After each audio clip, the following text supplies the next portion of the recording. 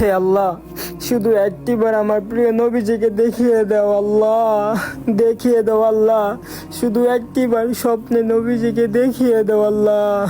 আমার জীবনে আর কোনো ইচ্ছা নেই, দেখিয়ে দাও আল্লাহ, দেখিয়ে দাও না আল্লাহ, একটিবার দেখিয়ে দাও আল্লাহ, একটিবার, একটিবার আল্লাহ, একটিবার দেখিয়ে দাও আল্লাহ, রবিন, দয়ার নবীজিকে দেখিয়ে দাও। এই রবিন, কি হয়েছে? তুই কি বলতাছিলি এইগুলা?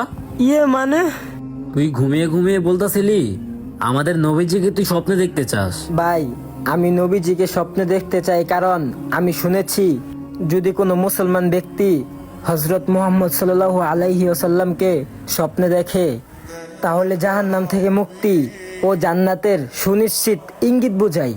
এর জন্যই আমি নবীজিকে স্বপ্নে দেখতে চাই, এবং কি আমি ওনার পথ অনুসারে চলতে চাই, ওনার সুন্নত মেনে চলতে চাই। ভাই, আমাদের নবীজিকে স্বপ্ন দেখা আমাদের প্রত্যেকটা মুসলমানের পরম সৌভাগ্যের ব্যাপার, যা জান্নাতে যাওয়ার সুনিশ্চিত একটা ইঙ্গিত। এই বয়সে তোমার এমন একটা আকাঙ্ক্ষা আমাকে সত্যি আপ্লুত করেছে।